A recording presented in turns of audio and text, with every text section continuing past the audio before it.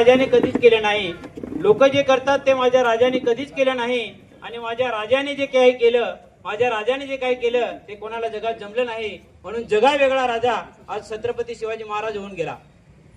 उपस्थित श्रोते आणि प्रेक्षक हो, मी मनोज कांबडी. माझ्या स्पर्धेतला विषय आहे शिवरायांची जलनीती. शिवरायांची जलनीतीविषयी बोलायचं झालं तर शिवरायांनी पाण्याचे महत्व आणि व्यवस्थापन हे कधीच त्यांनी ओळखलं होतं, आणि म्हणून शिवाजी महाराजांच्या काळामध्ये कधीही पाणी टंचाई आपल्याला जाणवली नाही. शिवाजी महाराजांनी त्या काळामध्ये तलाव असतील, विहिरी असतील किंवा पाझर तलाव असतील, हे जलस्रोताचे साठे आजही आपल्याला गड किल्ल्यांवरती बघायला मिळतात.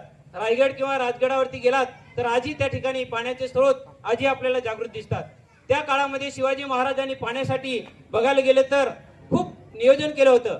नवीन तंत्रज्ञान वापरून त्यांनी युद्ध काळामध्ये पाण्याचा कसा वापर करता येईल त्यासाठी शिवाजी महाराजांनी खूप युक्त्या आखून त्या ठिकाणी युद्ध काळामध्ये अखंड असा पाण्याचा पुरवठा उपलब्ध करून दिला. शिवाजी महाराज हे पाण्यासाठी बघायला गेलं तर त्यांचं एक असं सूत्र होतं की त्यांनी कधी त्या काळामध्ये जातीभेद केला नाही. उपस्थित सर्व जनतेला त्यांनी कुठल्याही धर्माचा किंवा जातीचा असा उल्लेख न करता उपस्थित सर्वांना त्या काळामध्ये पाणी हे मुबलक प्रमाणात उपलब्ध करून दिले. शिवाजी महाराजांच्या जलस्रोतांचा जर विचार करायचा गेला तर त्या काळामध्ये शेतीसाठी किंवा पिण्यासाठी पाण्याचं त्यांनी योग्य नियोजन केलं.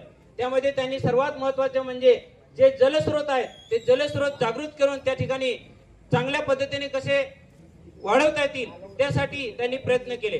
त्या काळामध्ये जलस्रोतांचे बघायला गेले तर पावसाचं पाणी कसं अडवायचं, पाणी अडवा आणि पाणी जिरवा, माथा ते पायथा हे तंत्र त्या काळामध्ये शिवाजी महाराजांनी जाणलं, आणि त्या काळामध्ये त्यांनी शेतीसाठी पाण्याचा योग्य प्रमाणात उपयोग करून दुष्काळी परिस्थितीमध्ये सुद्धा शेती जागृत ठेवली.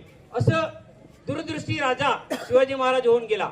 शिवाजी महाराजांचं पाण्यासाठी बघायला गेलं तर त्या काळामध्ये त्यांनी जलस्रोत जागृत करून जलस्रोत जेवढे काही असतील ते जलस्रोत त्यांनी साफसफाई करून त्या ठिकाणी त्या पाण्याचा कसा उपयोग करता येईल त्या काळामध्ये बघितलं. आजच्या परिस्थितीमध्ये बघायला गेलं तर आपल्या ग्रामपंचायत पातळीवरती आज लोकांना एप्रिल मे महिन्यामध्ये खूप मोठ्या प्रमाणामध्ये पाणी टंचाई येते, परंतु त्या काळामध्ये शिवाजी महाराजांनी जे जलस्रोत नैसर्गिक जलस्रोत आहेत त्या जलस्रोतांची पूर्ण साफसफाई करून तिथल्या त्या काही रयतेला त्यांनी नियम लावून दिले होते की पाणी वाया घालू नये, त्यासाठी काही नियम बनवले होते.